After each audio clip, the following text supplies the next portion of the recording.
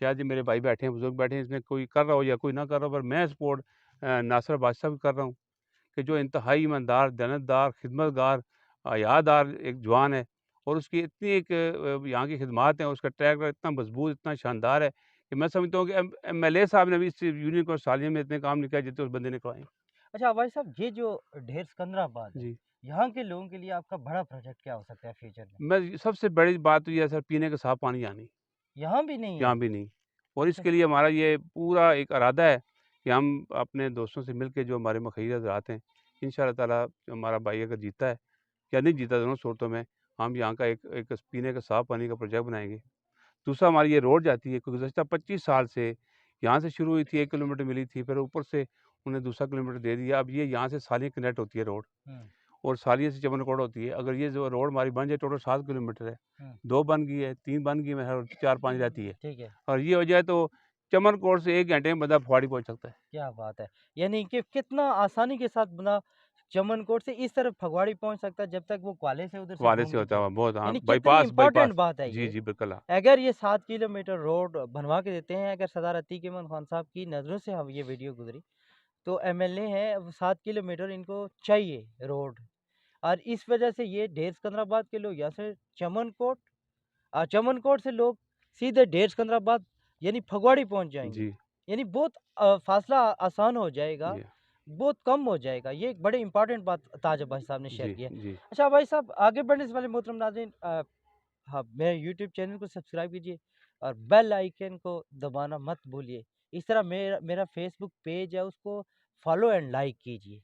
اور ویڈیو کو شیئر کیجیے۔ اب بھائی صاحب، آپ آل پاکستان فرنیچر انڈسٹری کے صدر ہیں، اس کے لیے آپ کی کیا کاوشیں ہیں؟ اس کے لیے سر میں گزشتہ 30 سال سے میں پہلے راولپنڈی فرنیچر ایسوسیشن کا پریزیڈنٹ تھا، اس دوران بھی، اور اس کے علاوہ ابھی میں پاکستان فرنیچر ایسوسیشن کا میں پریزیڈنٹ ہوں۔ اس میں ہمارا سب سے بڑا جو ہماری کاٹن انڈسٹری ہے، اسمال انڈسٹری ہے، اس کے لیے ہم ایک فرنیچر اسٹیئر بنانا چاہتے ہیں راولپنڈی میں، اور راولپنڈی کے ہر شہر میں، شہر سے باہر مضافات میں سستے ترین پلاٹ گورنمنٹ ہمیں دے، بجلی میں آسانی سے دے، ہمیں ٹیکس معاف کرے، تاکہ ہماری یہ جو کاٹن انڈسٹری، اس میں لاکھوں کی تعداد میں ہمارے ہنرمند اور لاکھوں کی تعداد اس سے ساتھ وابستہ شعبہ جات کے جو ہمارے لیبر ہے، وہ مزدوری کر کے بچوں کی روزگار کما رہے ہیں۔ ہم یہ چاہتے ہیں کہ ایک تو ہماری انڈسٹریل اسٹیٹ بنے، دوسرا یہ ہے کہ ہمارے ایشوز ہیں جس میں انکم ٹیکس ہم دینا چاہتے ہیں ہر صورت میں، اور وہ گورنمنٹ کا جو ادارہ ہے پی آر، اس کے لیے اس کے پاس کیپیسٹی نہیں ہے۔ ہم ان کو کہہ رہے ہیں کہ کیپیسٹی بلڈنگ کر کے ہم سے سب سے پہلے آپ انکم ٹیکس وصول کریں، مگر وہ انکم ٹیکس دے نہیں پا رہے ہیں۔ سیل ٹیکس کا ایک ایسا نظام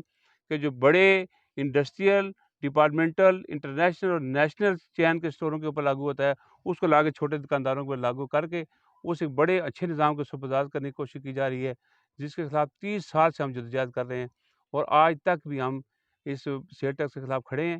پچھلے 2 سالوں سے ہمارے اوپر ایک اور انہوں نے رقبے کی شرط لگا دی کہ 2000 فٹ سے اوپر جو دکان ہوگی یا شو روم ہوگا، اس پہ 17% سیل ٹیکس ہوگا، اور وہ پی او ایس لگائے گا، مطلب وہ جو اس پر کسٹمر آئے گا، وہ 1 لاکھ کا سامان کا لے کر 17,000 روپیہ اس سے لے کے تو گورنمنٹ کے خزانے میں آپ جمع کرائیں گے، اور ہر مہینے ایک ریٹرن آپ جمع کرائیں گے سیل ٹیکس کی، اور سال میں 12 ریٹرنیں جمع کرائیں گے، ایک ریٹرن انکم ٹیکس کی جمع کرائیں گے، اور پھر اس کے لیے 2.5-3 لاکھ کا ایک بابو اور ایک پورا سسٹم رکھیں گے، اور اپنے کاروبار بچے نہ بچے کروڑوں روپے جو وہ آپ گورنمنٹ میں جمع کرائیں گے، جو کہ پھر ایک ہمارا جیسا چھوٹا دکاندار، اسمال ٹریڈر یا چھوٹا کاٹن انڈسٹری وہ افورڈ نہیں کر سکتی۔ اس لیے ہم الحمدللہ پورے پاکستان کی ہماری جو تاجر برادری ہمارے ساتھ ہے، اور ہم نے اسٹینڈ لیا ہوا ہے، اور آج تک اپی آر ہم سے ٹیکس نہیں لے سکی۔ کیا بات ہے! محترم ناظرین، آپ نے تاج بھائی صاحب کے تاثرات سنے ہیں، اور یہ بہت کم ہے۔ تاج بھائی صاحب کی شخصیت بہت بڑی ہے، کیونکہ یہ پنڈی میں بھی سیاست کرتے ہیں، پاکستان کی سیاست سے ریلیٹڈ ہے، یہ بزنس سے ریلیٹڈ ہے، آل پاکستان فرنیچر انڈسٹری کے یہ پریزیڈنٹ ہے۔ اس کے علاوہ ارلی 14 میں بھی ان کا خاصا اثر و رسوخ ہے، سوشل سیکٹر میں ان کے کئی کام ہیں جو میں نے آپ تک پہنچانے ہیں۔ لیکن تاج بھائی صاحب کے ساتھ ہمارا اب رابطہ رہے گا، ان کا نیکسٹ انٹرویو پنڈی میں ہوگا انشاءاللہ، انشاءاللہ اور ہوتا رہے گا۔ ان انشاءاللہ کے الیکشن کے حوالے سے جب 2023 کی میں جب الیکشن ہوں گے پاکستان میں، اور وہاں بھی ان کے تاثرات میں آپ کی سماعتوں کی نظر کروں گا، ایک میں چونکہ اپیل کرنا چاہتا ہوں آپ سے، آپ کے اس چینل کا اگر آپ اجازت دیں تو، جی جی بالکل کیونکہ الیکشن کا دور اینڈ ہو گیا ہے، تو میں اپنے اس LA-14 کے جو ہمارے بلدیاتی نمائندگان ہیں، جو ہمارے ووٹرز آتے ہیں، میں ان سے یہ کہتا ہوں کہ آپ ان لوگوں کو ووٹ دیں اس 27 تاریخ کو جو آپ کے سامنے مطلب ایماندار لوگ ہیں، وقت دینے والے لوگ ہیں، دیانتدار لوگ ہیں، اور آپ کی جو حقوق ہیں ان کا تحفظ کرنے والے لوگ ہیں، اور جو آپ کے لیے فنڈ ملیں گے وہ ایمانداری کے ساتھ لگانے والے لوگ ہیں، ان لوگوں کو خدا کے واسطے ووٹ نہ دیں جن کا ٹریک ریکارڈ آپ کے سامنے ہے، کہ جو ایک مشہور، میں کسی کی مخالفت نہیں کرتا، وہ مناسب مجھے نہیں لگتا، اور آپ کے سامنے ساری باتیں ہوتی ہیں، ٹھیک ہے، کیونکہ ایک وقت ہوتا ہے، ایک پرچی آتی ہے کہ آپ کے ہاتھ میں، آپ نے اللہ کے سامنے اندر جانا ہوتا ہے، ایک شہادت آپ لگاتے ہیں، 5 سال اگر اچھے کام کریں گے ہر قدم پہ آپ کو نیکی ملے گی، اگر 5 سال وہ غلط کام کریں گے تو وہ ایک عذاب آپ کے اوپر چڑھتا رہے گا۔ لہٰذا یہاں پہ یونیورسٹی سالیہ میں نہیں کہتا، کسی سے پوچھ لے، میں یہ جب بھی آ رہا ہوں یہ مہینے کے اندر، ہر بندے کے منہ بھی نکلتا ہے کہ ناصر بھائی، عباسی بھی کوئی نہیں کہتا ناصر بھائی۔ اس طرح جوید عارف صاحب چرالہ میں، ٹھیک ہے جی، وہ بھی ایک مطلب معروف جاندار اس علاقے کے آواز ہیں۔ اس طرح اوپر قرض کی طرف ایک انصر شہزاد بھائی ہیں، وہ بھی ایک بڑا جاندار نوجوان ہے اور بڑا اچھا اس کا ورک شروع سے ہے، کسی جماعت سے اس کا ہمارا تعلق کوئی نہیں ہے۔ پھر ایک بڑی سب سے اچھی شخصیت جو ہے میجر لطیف خلیل صاحب ہیں، وہ ہمارے لیے قابل احترام ہے، کیونکہ